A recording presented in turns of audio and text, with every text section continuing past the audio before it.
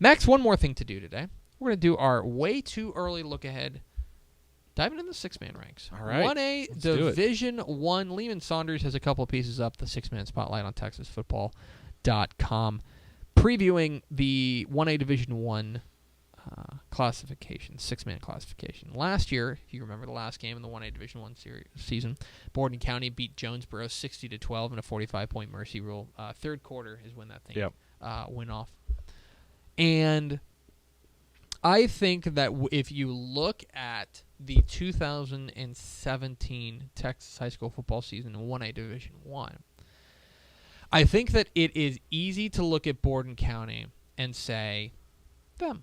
Why not, right? Right. The Ric Flair principle holds here, and they are a team that brings back a fair amount of their stars. Yep.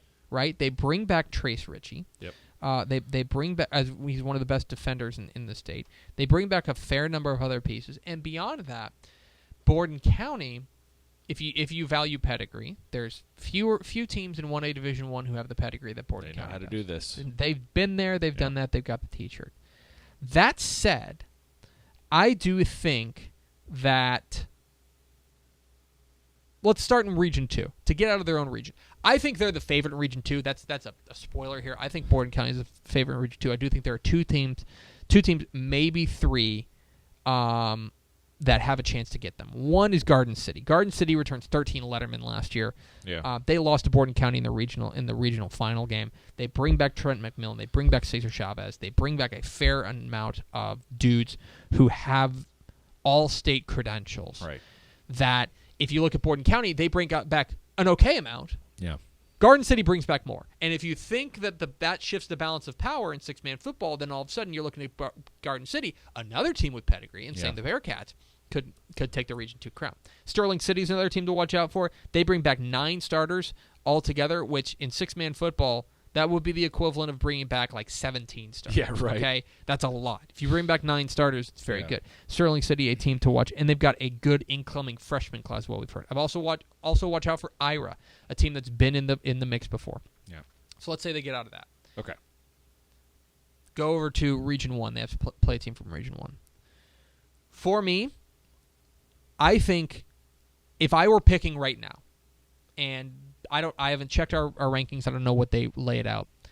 If you are telling me right now who's coming out of that left side of the bracket, it's happy. I think it's the Cowboys. The Cowboys won 13 games last year. They bring back most of their team. They do need to replace their running back Carson Bryant, but they bring back Colton McCarley, the wide receiver. They bring back Miguel Mata, who is a first-team All-State defensive tight end. They bring back an All-State guy in Jaden Walden up front. This is a very good, sound, complete, happy team that came within a whisker of knocking off Borden County last year. Yeah. If they're able to just get over the hump, I think Happy represents the best chance to come out of the left side of the bracket right now. Yeah. They'd have to get past Nazareth. They'd have to get past Paducah, maybe past a team like Knox City to get there. But I think Happy right now represents the best chance for the left side of that bracket, the western part of the bracket, if you will, to win a state championship. Let's go over to the right side, right? On the right side, you've got Jonesboro, a team that last year started the year number 1, made it all the way to the title game, lost in the title game. Jonesboro brings back most importantly, their coach, Eddie Gallegos, who did such a great job for them. The other thing about Jonesboro last year, they were very young, played a lot of underclassmen and a lot of guys who got major roles. Beyond that, their JV went 9-1, and I know that seems like a minor thing, but when you're talking about a team that makes it to the state championship game and loses, it's clear they're close, right? Mm-hmm. Degrees matter. Right. And if you're talking about a good crop of youngsters, a 9-1 JV team making the leap up and starting to contribute, that can be the thing that pushes them over the top. Yeah. I like Jonesboro in Region 3. I think Zephyr is going to be in the mix as well. I think the May Tigers will be there. Watch out for Bryson. I think a deep sleeper in Region 3. I think that they lose only one Letterman from last year's team, and they bring back they bring back a wide receiver in Paul Davidson who caught 30 touchdown passes last year. 30 touchdown passes last year. Not bad. The other thing about Jonesboro before we move on, I think it's important that with all the expectations they had last year, never reaching a state championship game, right?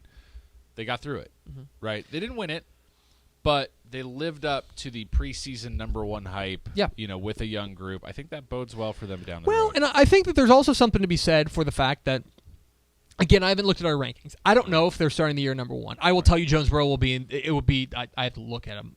They'll be up there. They're in the top 5. They have to be, right? If they're not, then I need to go and adjust them. They will be in the top 5, right? Yeah.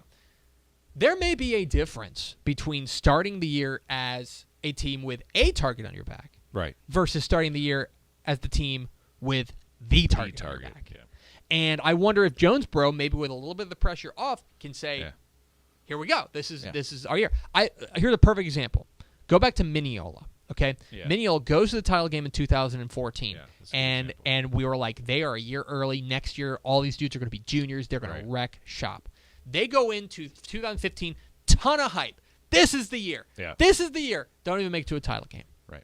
The next year, a lot of those dudes are still back, but I think that everything kind of calmed down a little bit. Yeah. And what do? They want to retire. Yeah. I think Jonesboro, I think you're exactly right, could be a situation like that. Yeah. Region 4.